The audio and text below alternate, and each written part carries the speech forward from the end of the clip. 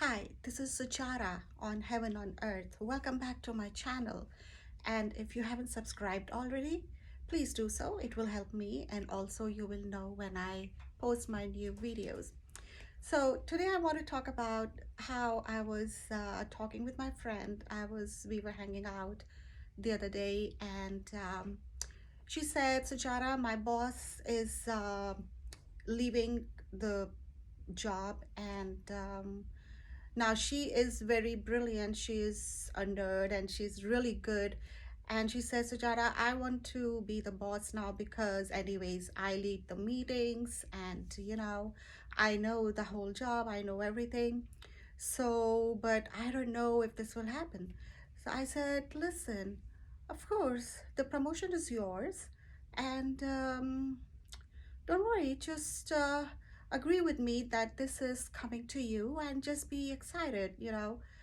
So she opened her mouth to say something, and I'm like, just agree with me. Please agree with me and don't say, because you know how we all are in the habit of when somebody's saying something nice that, yeah, this will happen to you, the good thing, we have a tendency to disagree that, oh no, this good thing will not happen, or so that is human nature. So she also, I could see from her expression that she was about to disagree with me. In my heart, I'm like, woman, fear not, believe only.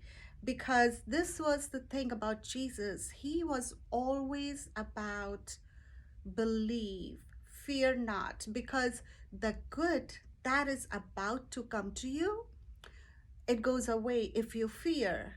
And instead, if you don't look at the natural circumstances, the natural situation, that how is that possible? How is this good thing going to come to me? Just leave it to belief. Just believe it, because God Almighty is working miracles the whole time. And we don't have to see with our real eyes, with the intellectual mind, like, how is this thing going to happen? So this is what I told my friend, just agree with me and don't say anything negative right now. So she's wise enough to and she did.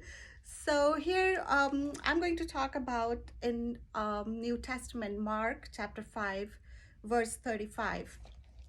This is about when Jesus was, of course, he was always surrounded by people. So the ruler of the synagogue, Jairus, he came to him and he said, Jesus, my daughter, who was only 12 years old, she said, my daughter is about to die. She's very sick. So please come with me. And as Jesus started going with him, and of course the whole multitude would go with him, he was stopped by a woman with an issue of blood. And because she got healed, and Jesus had felt the power go out, so Jesus stopped. Now when Jesus was talking to the woman, somebody from the ruler of the synagogue's house, somebody came and told him, this is in Mark 35, chapter 5, verse 36. Uh, Somebody came to Jairus and said, don't worry, don't bother the teacher. Your daughter is dead. So why trouble the teacher any further? This is still in Mark 35. So somebody said that your daughter is already dead. Somebody got the message for Jairus. And why do you want to worry the teacher anymore? So as soon as Jesus heard this is in verse 36, he said to the ruler of the synagogue, do not be afraid, believe only. It's very important, guys, even today. Do not be afraid, believe only. And in other words, he was telling Jairus to, he's the father, and you know how when your child is dead, how you feel.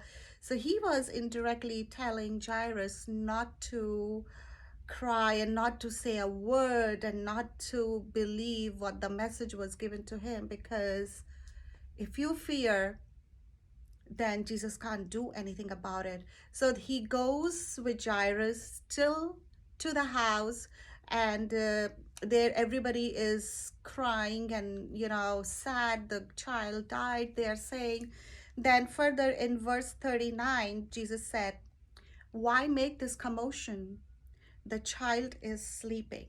The child is not dead, but sleeping. So these were the words, the power of words. And then he actually said everybody to go out of the room, and just the parents were there and the child. And Jesus told the girl to arise, and she was alive. So why did he send everybody out?